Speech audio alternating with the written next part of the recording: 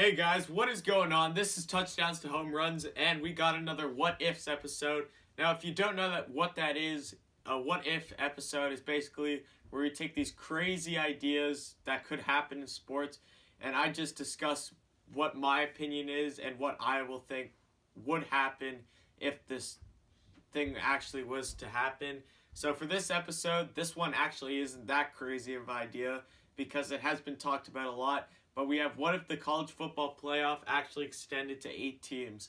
So just in this video, I'll be discussing what I think would happen if the committee actually decided to do this.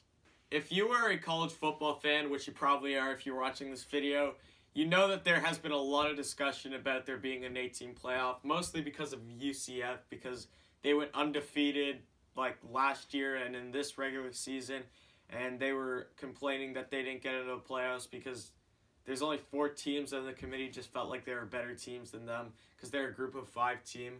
So they've been talking about doing this 8-team playoff. So for this video, I'm just gonna talk about what I think would happen if they actually went through with this idea. Now, the committee would still decide the top 8. They'd still do the playoff rankings like they do now. Like right now they decide the top 4. In this, they just do the same thing, take the top 8 to the playoffs. So they take all the New Year's Six bowls to make that the playoffs. So you have like the Peach Bowl, Orange Bowl, Sugar Bowl, Cotton Bowl, Rose Bowl, and Fiesta Bowl. And the first round would start 2 Saturdays before New Year's. So that is that gives they have a game 1 week before the regular playoffs, like the playoffs now would start. But if New Year's is on a Saturday, the games would start 1 Saturday before that day. So the games will be played at the bowl location, obviously, and the national championship would still be in the same date range, like that January to 6th to 8th, like whatever the second or first Monday is of January. So now I'm just going to go over the pros and cons of the situation, starting off with the pros. An obvious pro is that you get more teams in it for a chance to win the whole thing, which is great. Kind of like a March Madness thing. You're adding lots of teams. Well, there's only 8, but there's more than there used to be. You add more teams. Anything can happen in those situations. Every team that can win the championship also will get in, because you had Georgia this year, who could have. I think they could have won it. They could have beat Clemson and Alabama. And they didn't even get in because they had that one loss to LSU and the one in the SEC championship game against who was it? Alabama, yeah. And then they ended up 6th overall, and they would have got in this 8-team one, but they didn't because they took 4 teams with a better record. Now, every Power 5 conference should at least get 1 team in this. You have 5 conferences, 8 spots. There should be at least 1 team from the Pac-12, Big 12, Big 10, SEC, and ACC. Most years this should occur. And then this is also giving group of 5 teams a chance to get in. If you have a really strong team like UCF again, they'll probably get in this 8-team one, not with the 4. The chances of a group of 5 team getting in right now when it's 4, very unlikely.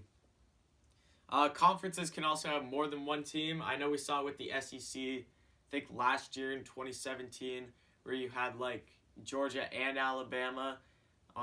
You have more chances to do that. This year, the SEC would have got 3 teams in. They would have got Alabama, Georgia, and LSU all in the top 8. So all 3 of those teams, you're getting more of the better teams in it, which is just what they want for the playoffs.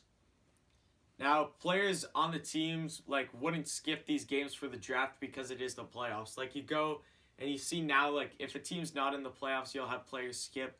LSU was in the Fiesta Bowl this year against UCF, and I think Greedy Williams skipped. Obviously, if you're in a playoff game, there's no way you're skipping, just to make sure you're not injured. Now, more chances for upsets. You see, the 5 and 4 seed is very hard to tell between a difference between them. So, picking either or to get into a 4-team playoff, either of them, you don't know which one is really better. So if you get both of those teams in, one of them could upset the 1 or 2 seed, And just, you never know, in any type of sport there could be upsets, and more teams, more games, more upsets. Now, overall, better and more exciting matchups throughout like a longer time. Like the first round, I think will be very popular. You get lots of TV time, lots of people excited for it. So yeah, those are all my pros for this, and now I only have 3 cons for this one.